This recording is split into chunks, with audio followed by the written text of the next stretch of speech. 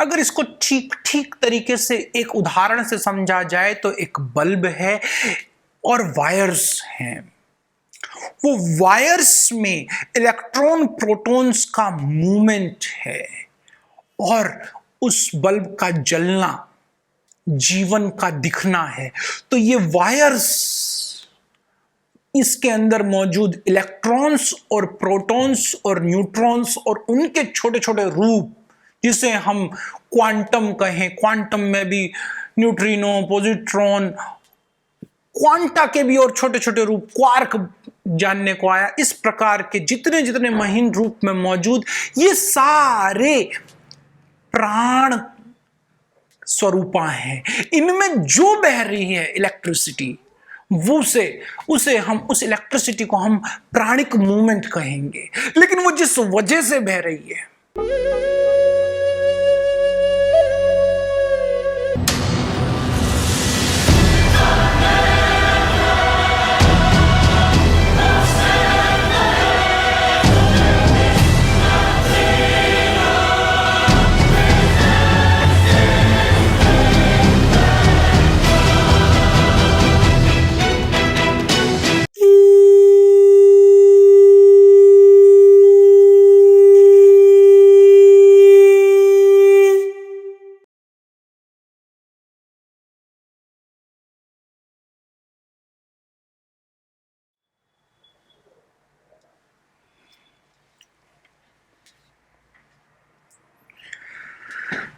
जो सारे शरीर में व्याप्त है उसे ही तुम अविनाशी समझो। उस अव्यय आत्मा को नष्ट करने में कोई भी समर्थ नहीं है। इस सूत्र में आत्मा स्वरूप को और विस्तृत करते हुए आत्मा का एक गुण और व्यक्त किया। इस अध्याय में अर्जुन को एक विस्तृत रूप अंतः के ज्ञान का सारगर्भित रूप में बताने का प्रयास कि वो अविनाशी तत्व, वो आत्मा क्या है।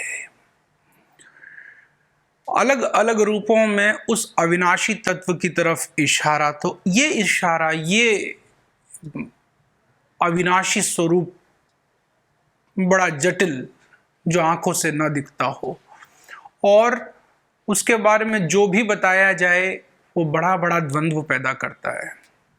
तो इस अध्याय में एक सार दिया, उसके बाद अर्जुन के बहुत से प्रश्न खड़े होने थे, क्योंकि वो ज्ञान जो आज तक कभी सुना समझा जाना नहीं, विकट परिस्थिति में सामने आया। और न सिर्फ सामने आया लेकिन पूरे जीवंत रूप में अभिव्यक्त हुआ। क्योंकि जब भी कोई जीवंत व्यक्ति उसे उद्घृत करता है तो उसकी अनुभूति भी बड़ी प्रगाढ़ होती है। एक व्यक्ति जिसने कोई आत्मानुभूति नहीं की, वो बड़े ऊपरी तल पर बातें करेगा तो उसकी अनुभूति उसके सामने मौजूद व्यक्ति को भी इतनी प्रगाढ़ता से नहीं होगी। लेकिन अगर एक व्यक्ति जिसने अनुभव किया है वो अभिव्यक्त भी करे तो उसकी अनुभूति प्रगाढ़ता से होगी।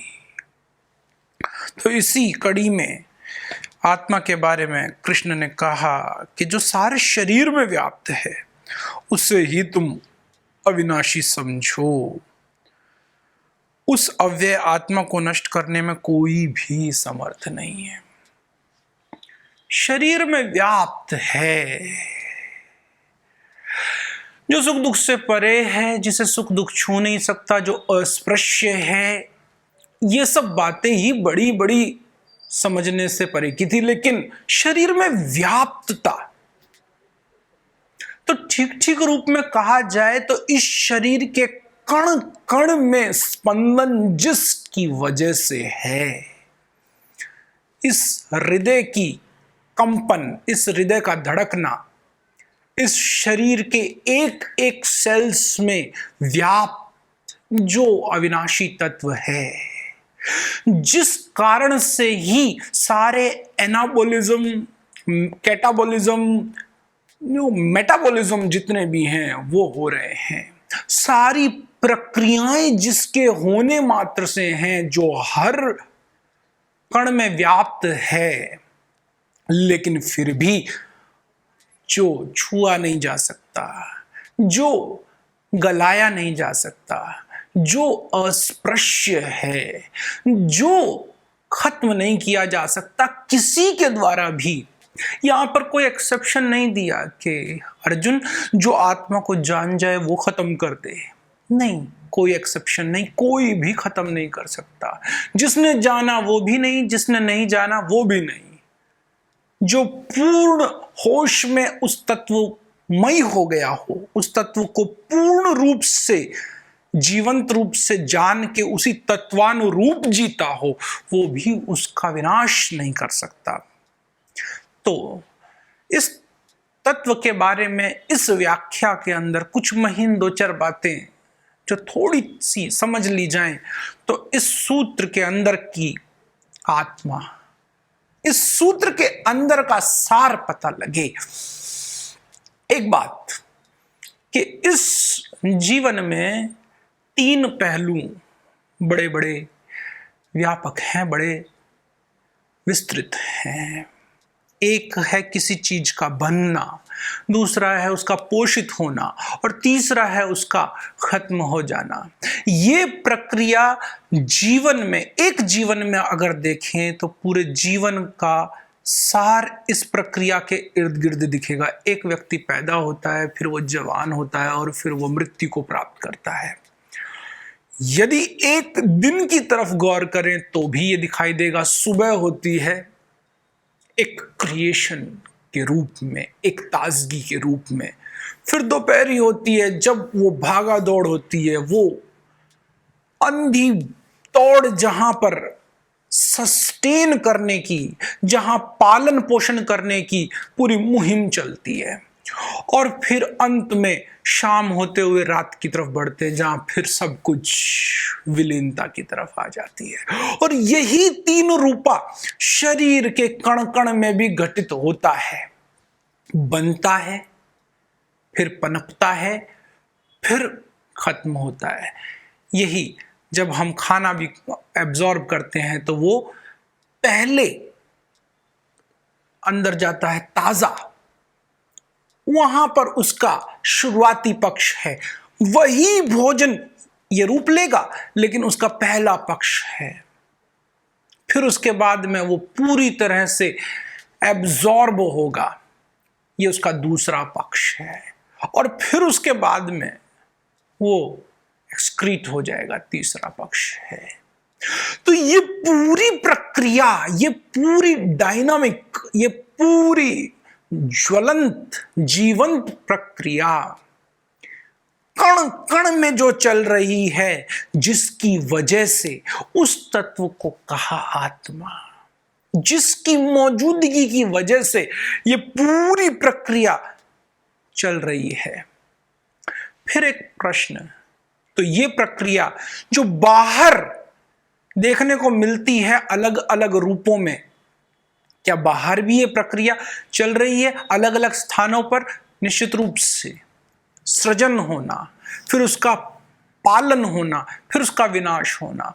और तो छोड़ें, जो हमें निर्जीव दिखाई पड़ता है, हमने ही यदि कोई फर्नीचर बनाया है तो उसका पहला एस्पेक्ट है, हमने कोई मटका बनाया, उसका पहला एस्पेक्ट है वो गढ़ा जाएगा, फिर वो जब तक उसका लाइफ स्पेन है वो उसका दूसरा एस्पेक्ट है, और फिर वो खत्म हो जाएगा तो उसका तीसरा एस्पेक्ट है। जो तत्व जितना डायनामिक है उसके एक्सपेंड होने की पॉसिबिलिटी उतनी ज्यादा है। जो हम अपने इर्द गिर्द फर्नीचर देखें, जो हम अपने इर्द गिर्द कोई भी सामान देखें, वो एक शेप में आना और उसका खत्म होना, ये प्रक्रिया बड़ी बड़ी निर्जीव रूप में दिखती है, क्योंकि वो जिस प्रकृति के स्वरूप में मौजूद है, वो प्रकृति का स्वरूप बड़ा निर्जीव रूप में दिखता है, सॉलिड रूप में दिखता है। कोई दीवार खड़ी दिखती है तो उसमें कोई मूवमेंट नहीं दिखता। तो वो जो जितनी सॉलिडिफाइड है, वहां पर हमें जीवनी शक्ति का आभास कम से कम होता है। और जो चीज जितनी ज्यादा लिक्विड है, जितनी ज्यादा एरी है, एथरिक है, एथीरियल है, वहां पर हमें जीवंतता अधिक मालूम पड़ती है। तो एक पेड़ में हमें जीवंतता एक घर में पड़े हुए फर्नीचर से अधिक दिखाई देगी, क्योंकि वहां कुछ मूवमेंट है। वहां पर जो मूवमेंट है उसे हम देख, महसूस, जान पाते हैं, तो वो जीवंतता दिखाई पड़ती है।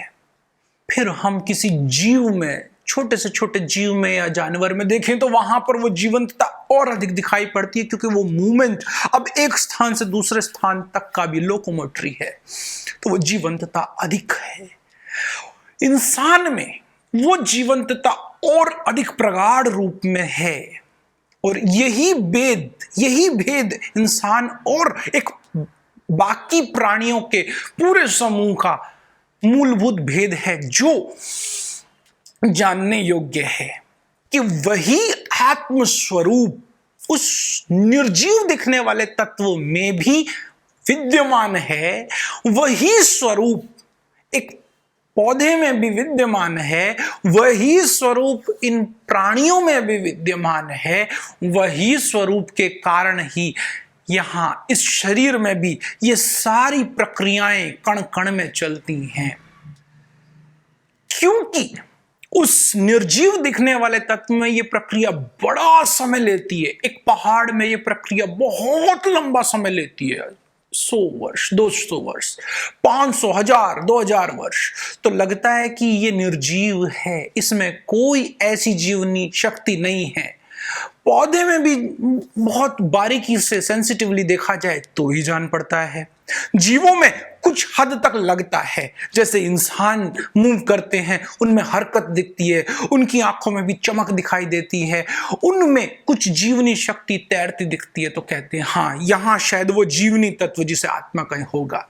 लेकिन इंसान में स्पष्टता से दिखाई पड़ता है। एक कारण तो ये कि हम स्वयं में ये सारी घटनाएं बड़ी तीव्रता से होते हुए देखते हैं, तो ये बड़ा वैयक्तिक अनुभव है। इसलिए हम दूसरे जीवों में, जो इंसान है, उनमें भी उस जीवनी तत्व को देखते हैं। फिर हम देखते हैं कि मृत पड़े में जीवंत व्यक्ति में भेद भी दिखता है। तो एक कोई तत्व है जो आत्मा के होने को भी नकार दे, वो इस बात को तो स्वीकारेगा निश्चित रूप से कि कोई तत्व तो है जिसकी वजह से जब तक, जिसे हम लाइफ कहें, जब तक लाइफ थी इस प्राणी में, तब तक कुछ था जो अब डेड होने के बाद में नहीं रहा। लेकिन क्योंकि आत्मा को न मानने वाला इतनी बात के अंदर और खोज में नहीं उतरता, इस वजह से वो आत्मा जैसे शब्दों को, परमात्मा जैसे शब्दों को सिरे से नकार देता है। लेकिन जो स्वीकारता है, क्या वो जानता ही है? नहीं, वो केवल मानता है। और इसीलिए आत्मा शब्द आत्म ज्ञान नहीं है, परमात्मा शब्द परमात्मा ज्ञान नहीं है। कोई अगर कहता दिखे मैं आत्मा को मानता हूं, नहीं, इससे कुछ भी नहीं होता। वो सिर्फ इस इंफॉर्मेशन को हामी भरता है कि हां आत्मा है, और उस इंफॉर्मेशन का अपनी चालबाजी के हिसाब से इस्तेमाल भी करना जानता है। अपने को सांत्वना देने के लिए भी इस्तेमाल कर लेता है, अपने भय से बचाव के लिए शील्ड के रूप में भी इस्तेमाल कर लेता है, और असल में सबसे खतरनाक इस्तेमाल करता है वास्तविकता तक न पहुंचने के लिए कि आत्मा तो है, मैं तो जानता हूं, बस। और यही चूक हो जाती है उस व्यक्ति के लिए जिसने केवल आत्मा को स्वीकार कर लिया जानकारी के रूप में। वो उतना ही नासमझ जितना कि जो अस्वीकार करके बैठा है कि आत्मा जैसी कोई चीज नहीं है, परमात्मा जैसी कोई चीज नहीं है। क्योंकि दोनों के दोनों बिना खोजे, बिना जानने का प्रयास किए, केवल मान्यता आधारित कहते हैं। और इसी वजह से बहुत से ऋषियों, बहुत से मनीषियों ने इस आत्मा शब्द के बारे में ही कहना छोड़ दिया। इस आत्मा शब्द का इस्तेमाल ही वर्जित कर दिया अपने पूरे ज्ञान में, अपनी पूरी ज्ञान श्रृंखला में इन शब्दों का प्रयोग इस वजह से बंद किया कि इन शब्दों के इर्द गिर्द बहुत बहुत अधिक मान्यताएं बन गई हैं। तो जैसे ही कुछ कहा जाए लोगों की एक मान्यता खड़ी हो जाती है। जैसे ही उस शब्द के इर्द गिर्द कुछ भी कहा जाए तो ऐसा लगता है कि मान्यता युक्त व्यक्ति उस बारे में कुछ भी सुनने को राजी नहीं।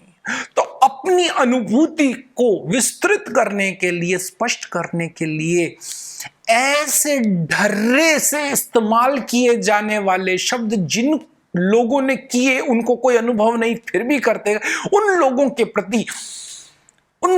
प्रति कृतज्ञता की वजह से, उनको ठीक ठीक बात समझ में आए उस वजह से जानने वालों ने ऐसे शब्दों को धीरे धीरे अपनी शब्दावलियों में इस्तेमाल करना भी बंद कर दिया।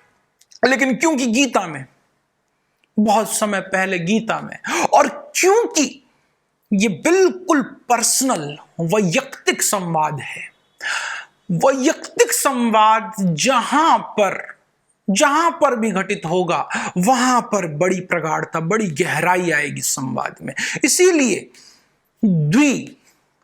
दो व्यक्तियों के बीच में घटने वाला संवाद बड़ा गहरा है, बड़ा गाढ़ा है।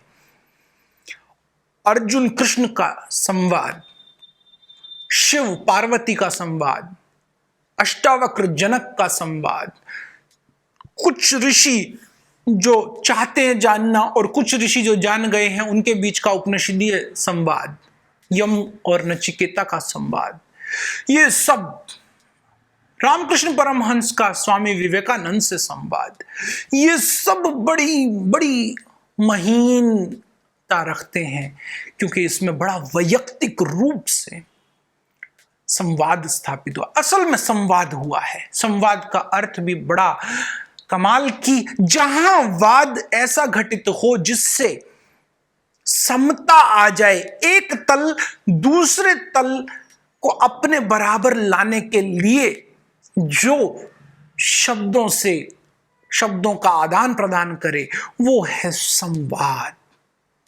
संवाद का अर्थ दो सेम तल वाले व्यक्तियों के बीच हुई बातचीत कभी नहीं हो सकता। जो दोनों व्यक्ति एक ही तल पे हैं उन्हें किसी वाद की आवश्यकता नहीं। जो लोग बिल्कुल निपट नासमझियों की बातें कर रहे हैं वहां विवाद खड़ा हो जाएगा। जहां सत्संग या संवाद स्थापित होगा वहां एक है जो जानता है, दूसरा है जो जानने की अथाह चाह रखता है। नहीं जानता, यह भी जान गया है कि मैं नहीं जानता, और जो जानता है उसके प्रति अथाह श्रद्धा है, जानने की पिपासा है, तब संवाद स्थापित हो। तो यहां कृष्ण जितनी स्पष्टता से ज्ञान देते हैं, इतनी स्पष्टता से ज्ञान और कहीं देखने को नहीं मिलता। यहां कृष्ण स्वयं के लिए बार बार अपने आत्मीय स्वरूप को आधार रख के बात करेंगे। इस संवाद में सीधा आत्मा शब्द का इस्तेमाल करते हैं। इस संवाद में गहरे से गहरे गोपनीय ज्ञान को भी उद्गृत किया और अंततया जाके कृष्ण ने अर्जुन को कहा, हे अर्जुन, मैंने वो सब तुझे बता दिया जो बताने जैसा था।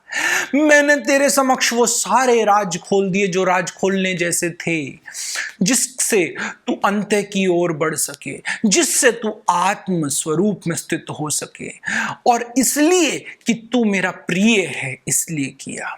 इस ज्ञान को तू भी उन्हीं से साझा करना जिसकी मेरे प्रति श्रद्धा हो। जी यानी कि मेरे का अर्थ यानी कि जिसकी आत्मीय तत्व के प्रति श्रद्धा हो, जिसकी पिपासा हो, श्रद्धा हो, चाह हो आध्यात्मिकता की। अन्यथा केवल विवाद होगा। और अधिकतर गीता के ऊपर बोलने में यही चूक रहती है। अधिकतर बार तो जो पढ़ता है वो यही चूक करता है, और जो उसके बारे में बोलता है वो भी आत्मसार किए बिना ही बोले चला जाता है। तो इस सूत्र में कहा कि वो तत्व व्याप्त है, हर ओर व्याप्त है, और ये ठीक भी लगता है। अगर व्याप्त ना हो तो कोई कण ऐसा बच जाए जहां जीवंतता ना हो, तो फिर तो ये अधूरी बात हुई। जैसे ब्लड का सर्कुलेशन है, जैसे ऑक्सीजन एक एक सेल को एनरिच करती है। कई बार अगर कुछ भी ना समझ में आए तो कई लोगों को एक बात बड़ी स्पष्ट दिखाई पड़ती है कि जो हम श्वास लेते हैं वो श्वास ही एक एक सेल को पोषित करता है। लेकिन क्या वो श्वास केवल ऑक्सीजन है? नहीं। इसके बारे में जिन लोगों ने, जो आध्यात्मिकता को न भी जानते हों, लेकिन जिन लोगों ने जानने का प्रयास किया, वो केवल अगर ऑक्सीजन की पंपिंग कर दें एक डेड बॉडी में तो कुछ जीवंतता नहीं दिखाई पड़ती। तो फिर ये बड़ा बेबूझ प्रश्न लगता है कि श्वास ऑक्सीजन के साथ कुछ और है, जिसे जीवनी शक्ति कहा, जिसे प्राण कहा, और वही आधार है। और प्राण ही पूरे शरीर को घेरे हुए है। पांच प्रकार के प्राण हैं। एक जो अंत में आता है, प्राण, जिसे हम सीधा प्राण कहें।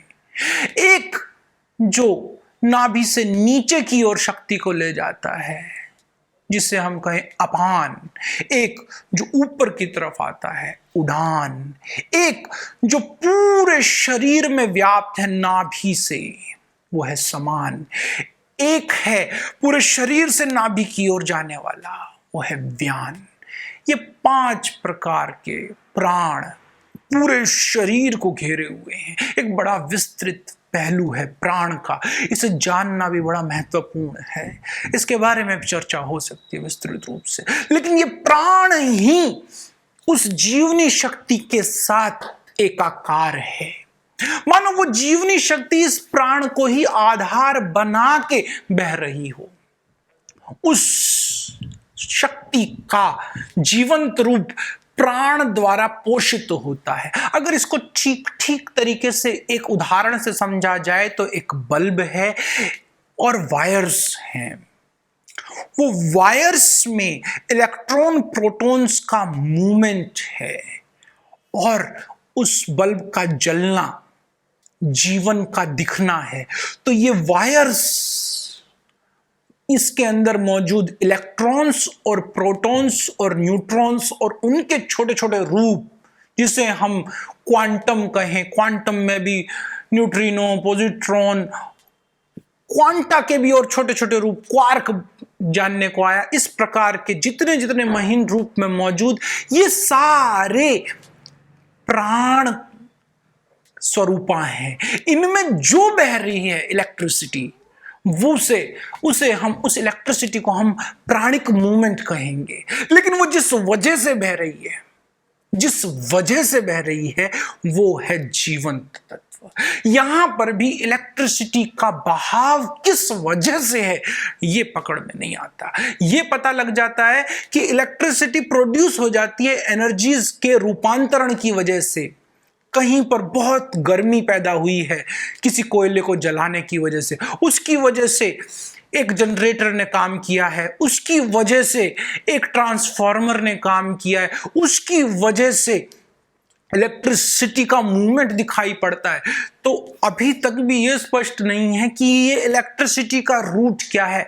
ऐसे ही इस जीवनी शक्ति का आधार यहां बताया जो व्याप्त है हर ओर, वो है आत्मा, जो हर ओर व्याप्त है। और कोई एक्सेप्शन के साथ नहीं कि इसे कोई जागृत पुरुष, कोई भगवान, कोई जाना हुआ व्यक्ति भी खत्म कर दे। तो अर्जुन, अगर तू जान भी जाएगा इस आत्मा को तो भी खत्म कर देगा, ऐसा नहीं।